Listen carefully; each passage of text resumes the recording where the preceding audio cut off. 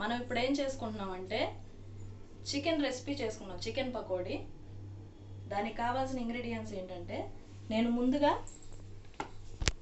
ఉప్పు, కారం, పసుపు, అల్లం వెల్లుల్లి పేస్టు, గరం మసాలా, చికెన్ మసాలా కలిపి మ్యారినేట్ చేసుకొని 1 అవర్ ఫ్రిడ్జ్లో పెట్టుకున్నానండి. అబ్జర్వ్ చేసుకునిద్ది ఇలా అయితే. తరువాత దీనిలో 2 స్పూన్స్ కార్న్ఫ్లోర్, 1 స్పూన్ బియ్యం పిండి, 1 స్పూన్ మైదా పిండి కలుపుకొని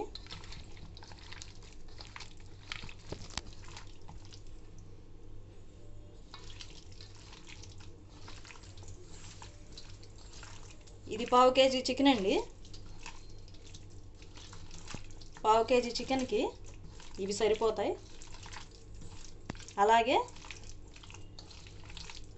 ఒక ఎగ్ కూడా వేసుకోవాలండి. ఒక ఎగ్,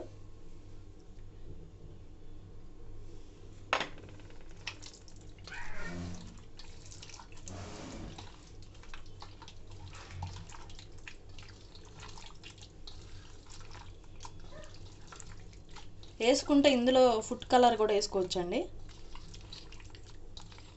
అది హెల్త్కి అంత మంచిది కాదు కదా. ఇంకొద్దిగా కారం వేసుకుందామండి. 1 స్పూన్ కారం,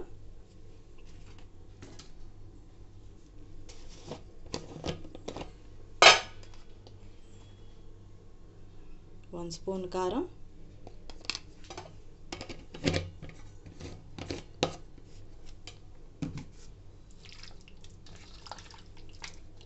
ఇలా కలిపి పెట్టుకుందామండి.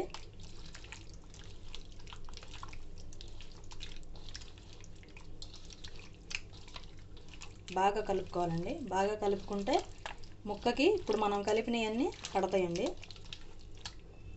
కలిపి ఇలా పెట్టుకుందాం.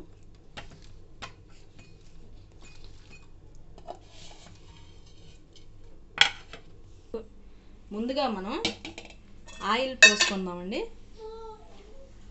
చికెన్ కలిపి పెట్టాం కదా, దాన్ని డీప్ ఫ్రై చేసుకోవాలి కదండి.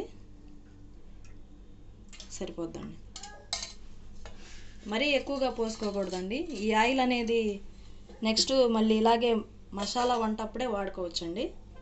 అన్ని కూరలు వేసుకోవచ్చు. ఇప్పుడు మనం స్టవ్ వెలిగించి హైలోనే పెడదాం. నూనె హీట్ ఎక్కే వరకు హైలోనే పెడదాం. ఓ 5 మినిట్స్ దాకా. Oil heat ఎక్కిందండి.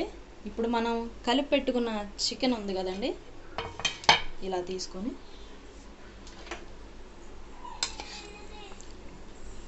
ఇవి వేసుకునేటప్పుడు మీడియంలో పెట్టుకోవాలండి. హైలో పెట్టామంటే ముక్క కాలి మాడిపోద్దండి. అదే మీడియంలో అయితే చక్కగా మనకి ముక్క ఉడికిపోద్ది, సాఫ్ట్గా ఉంటుందండి. ఇలా చేసుకోవాలి.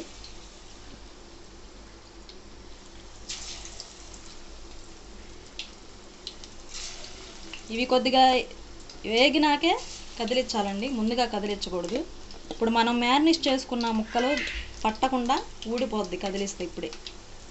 అందుకని కొద్దిగా వేసుకొని ఇంకో ట్రిప్పు ఈ వేసుకుందామండి.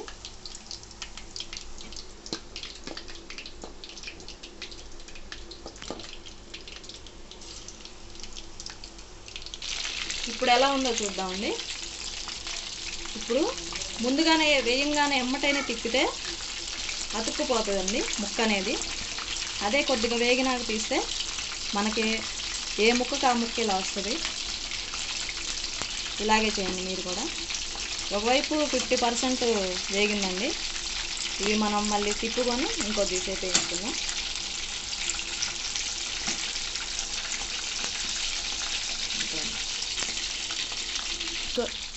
ఇప్పుడు మనం తిప్పి వేసుకున్నాం కదండి వీటిని. ఇదిగోండి, చూసారా ఎర్రగా వచ్చింది కదా. ఇంకొద్దిగా వేయించుకుందాం.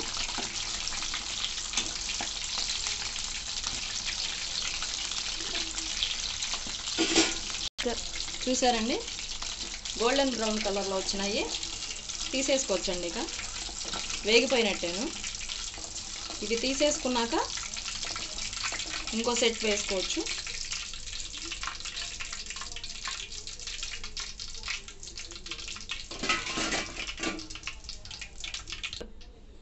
ఇప్పుడు మనం ఒక సెట్ వేసి తీసేసాం కదండి, ఇది రెండో సెట్ వేసుకుందాం. ఇలా నిదానంగా చేసుకుంటే ఏదైనా బాగుంటుందండి. ఓపికగా ఇష్టంగా చేసుకుంటే ఏదైనా టేస్ట్గా వస్తుంది.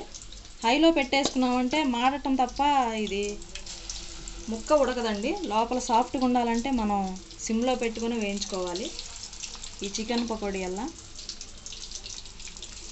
అంతేనండి.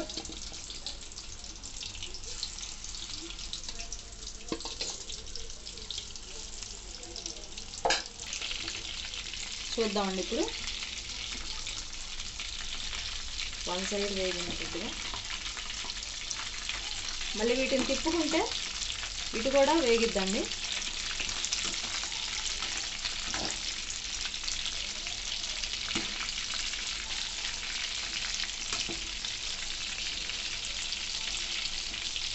మా పిల్లలైతే ఈ చికెన్ పకోడీని ఇక రైస్ తినరండి, ఉట్టిగా ఇక స్నాక్స్ లాగానే తింటారు.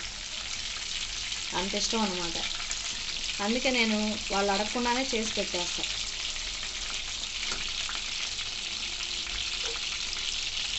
ఇప్పుడు మళ్ళీ కొద్దిగా తిప్పుకుందామండి.